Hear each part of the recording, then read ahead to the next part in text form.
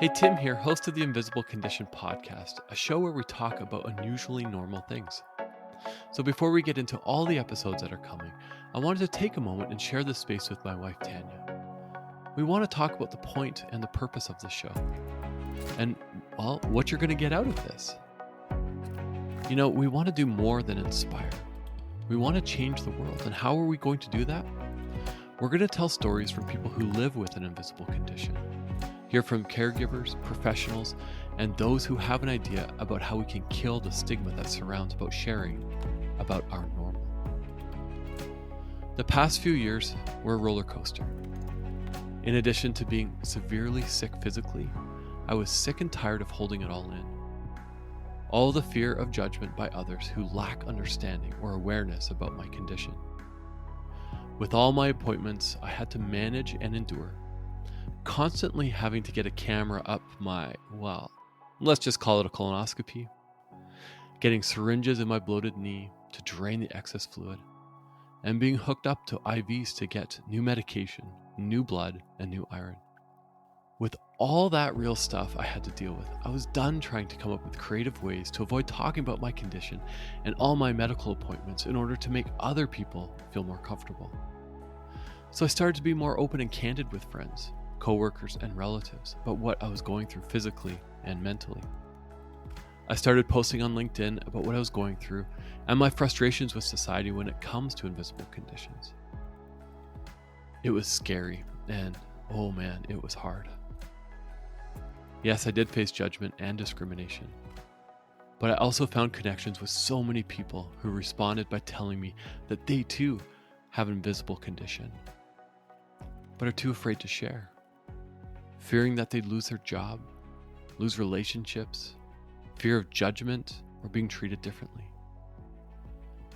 Last winter, I literally could have died if I didn't get the proper medical intervention in time. And now, after surgery and being on a new medication, I have some quality of life back. And I don't want to waste it. There's no cure for Crohn's disease, but hey, I got to at least make it count for something good in this world. So that is really the inspiration and why Invisible Condition, this project, is off the ground. And as I said, I want to introduce Tania. So welcome, Tania. Hi, thanks for having me. So we've been married for many, many years, and before getting married, like you knew that I had Crohn's, but we also share something else in common. You have an invisible condition as well. Why don't you tell us a little bit about that? Yeah, I have arthritis, and it's called, some may know it as ankylosing spondylitis, which is autoimmune. So for me, you can't really see it, so it's definitely an invisible condition. But it just affects a lot of things. It affects my back, my neck, affects my energy level. So I feel like typically I'm maybe like 70-60% of someone who may be, able-bodied. I would compare that to um, how I felt before I started experiencing symptoms as a teenager.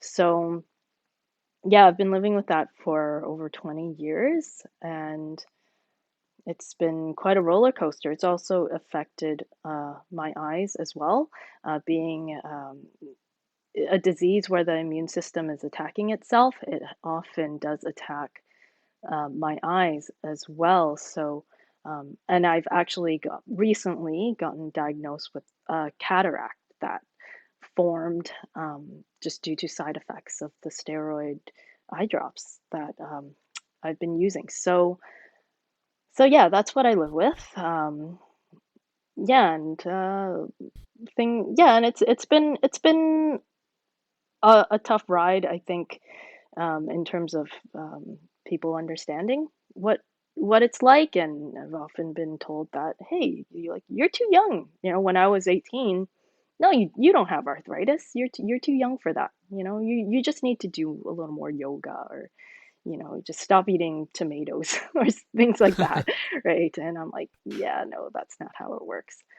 But I mean, I'm almost 40. I'm 39. I'm almost 40, so hopefully I'm like, well, maybe I'm like growing into it now and people aren't gonna question it as much. So I just tell Yeah. myself that. I know. I don't know about you, but some days when I'm not feeling well, I I want to walk with my cane, even though it has nothing to do with my Crohn's. But at least then it's a visible way of saying, hey, I'm going through something. And when I also live with arthritis, and you've seen my knee. Sometimes it's the size of a soccer ball. And just go to my website, invisiblecondition.com. You'll see a picture of them actually pulling all this fluid out. It's pretty gross, but it's also pretty cool at the same time. And arthritis just manifests in different ways. But I like what you said is you're on medication, and even that medication has a side effect and has now caused something else. And I think we often forget about that. It's like, oh, medication is to help you, but there's Hmm. often a side effect to that.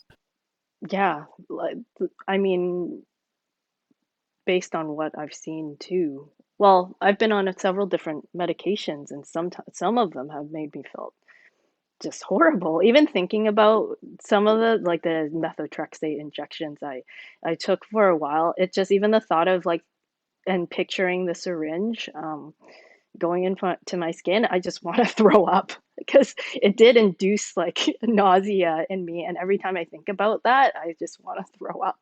Um, and yeah, like talking about the side effects, I think that is another component of things that people don't usually talk about, and it could be really hard on relationships too, right?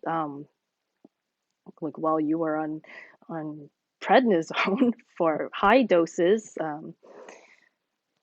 many times over the past few years, yeah, definitely those roller coasters that happened, your insomnia, restlessness, and things like that, and just being in the bed beside you, and um, not being able to sleep either because of your restlessness. That was super hard, and also just knowing that emotionally, it was such a roller coaster for you, but also like being you know being a spouse and being a mom to our kids and trying to, I guess, keep emotions at bay and also try to keep things calm in the household while you're going through like mental like turmoil.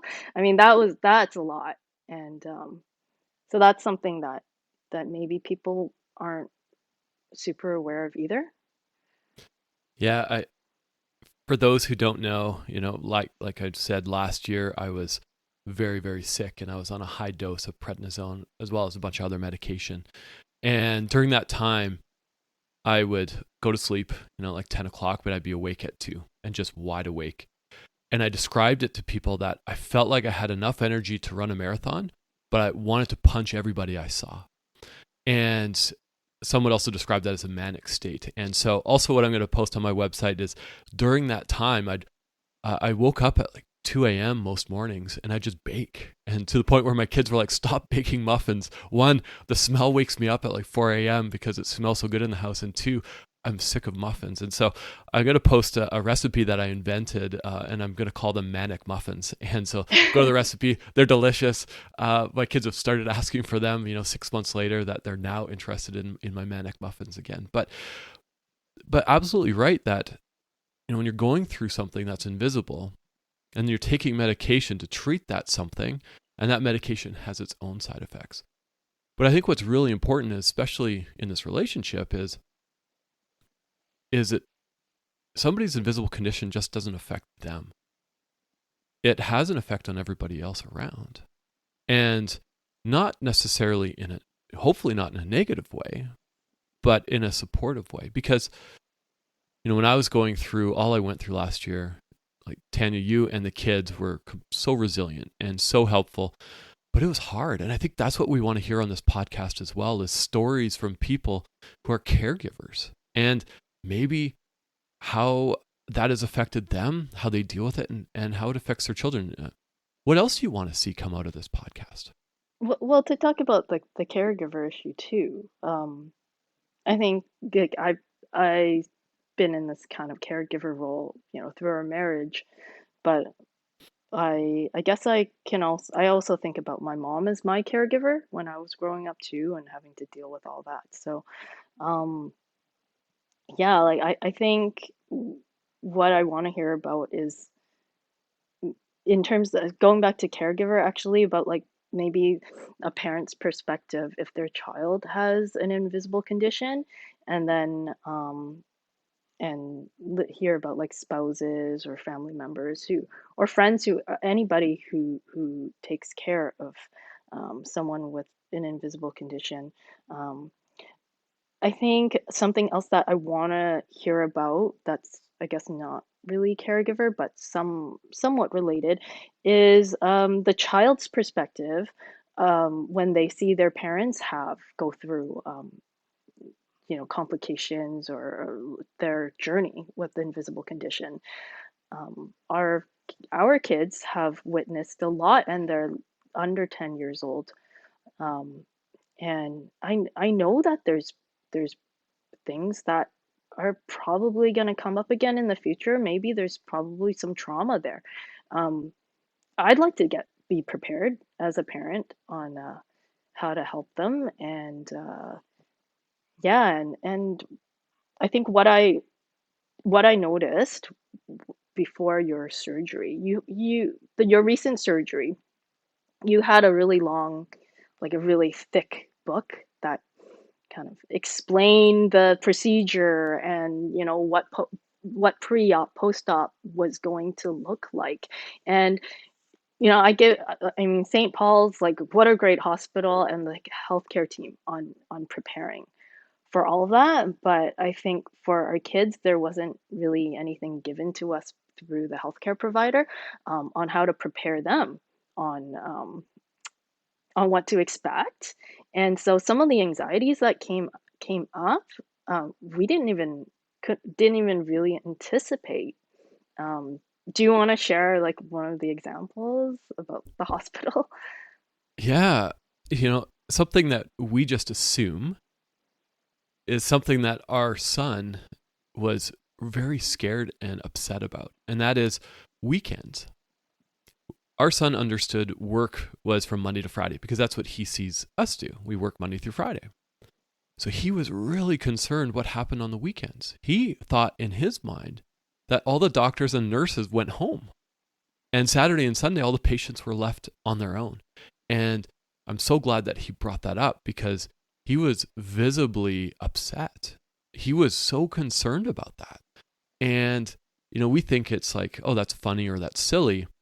But in his mind, he was concerned for my safety. He even asked, well, who's going to take care of Dad on the weekends? Do we need to go there? Do we need to help him? And we had to teach him and tell him, no, there's doctors and there's nurses 7 days a week, 24 hours a day. But to your point, Tania, is there's a lot of preparation for patients. Here's what you do 2 weeks before, a week before, day of, what to expect post-op. But what about caregivers? What about families? I'm so fortunate to have you and the kids. And, when I came home, I laid on the couch and Kiona her daughter has this giant teddy bear. And I just spooned that teddy bear for weeks. But I also went through the surgery by myself. Very different experience and traumatizing. And so I think out of this podcast, if you're listening and you're a caregiver to somebody with an invisible condition, I know firsthand, Tanya knows firsthand that it has an impact on you. And we want to hear from you. We want to hear your side of the story. Because if we're going to end the stigma, if we're going to take away all that fear that surrounds sharing about invisible conditions, we need to hear from all sides of the story. So I invite you right now, head to invisiblecondition.com, head to the Connect tab, and there's a little form on the website to fill out, reach out to me, or through LinkedIn, or get in contact with me through social media. And I want to hear from you. But I also want to hear from your children, maybe not directly, but I want to hear the impact that it's had on them. I asked our son just yesterday or a few days ago, what was it like? Now that I've gone through surgery, and he's thankful because now I have the energy to go play with him. And that just like, I choked back tears in that 6 months we watched a lot of TV because that's all I could really do. And now he knows where all the washrooms are in our neighborhood, because I would walk to a washroom and then walk to another one and then walk to another. Like that was our loop around our community. So I'd also invite people who are experts, maybe in the medical profession. Maybe you're an expert storyteller and have figured out how to tell an amazing story. I invite you to come on the podcast. Tania, what else do you want to hear out of the Invisible Condition podcast? So another thing I'd like to hear more about is first from, I think maybe some advice and resources that can also, and maybe different guests that live with invisible conditions and from caregivers, um, maybe some ways that other people can help in a very like practical way or emotional way. I think for us, because we have been so open about sharing, for you, the journey you've been having with Crohn's disease, and even for myself, when problems have come up with my arthritis, um, we've been so open about it, and therefore we've have so many friends from church. We've had family members really kind of like pour a lot of their generosity on us, whether it's, here's money to pay for like parking because you need to pay for your parking and the hospital parking is so expensive, or here's some like meals. I mean, we've gotten so many meals and I can remember every single meal that we've received, like, and childcare, and even rides to the hospital or the doctor. But I think oftentimes what I've noticed is that people really do want to help, right? Like they want to jump in there and really help and support. So if there's ways in which people can help, and ways for someone living with an invisible condition can kind of get that message across. It's just maybe some coaching on how we can ask for help and be specific in that way, and maybe some innovative ideas on how people can help. Um, and then another thing, I think, thinking about, as someone who lives with an invisible condition, um, and as a caregiver myself, over the years, like I'm at a point where no, I need some flexibility in my job. So I've chosen a career where I'm a freelance copywriter and blog writer. But it's also a trade-off, right? There's maybe less security from a standpoint of being employed, but there's so much more flexibility in terms of being able to go to my appointments, or I can work late at night. Um, so I think what I would like to hear is from someone who is good with maybe perhaps financial literacy or like some planning for the future, so that people like us, can learn to, create some stability and also like plan wisely for the future and understand some of those resources that are out there. I love it. So there you have it, everyone. A little bit of backstory and what we hope to do with this podcast, with this platform. On the site, we've written, seen, supported, and empowered. Through the power of our personal stories, let's create a world where there's no stigma attached to invisible conditions. And I wholeheartedly mean that.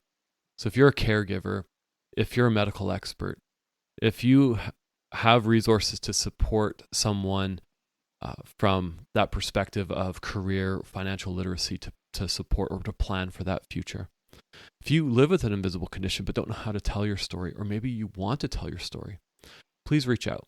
Head to the website, invisiblecondition.com, and from there, you'll see the contact button up on the top right. Hit it. Connect with me, and I will get back to everybody who reaches out. So with that, Tania, it's awesome to hear your voice through this platform. You're going to be on again because there's so much insight and wisdom in you that I want you to share and invite you to share. So yeah, if you found that this was helpful, if you are curious, if this is a resource that you want to contribute to, please do so. And I look forward to hearing your feedback on future episodes. So with that, I hope everyone has an amazing day.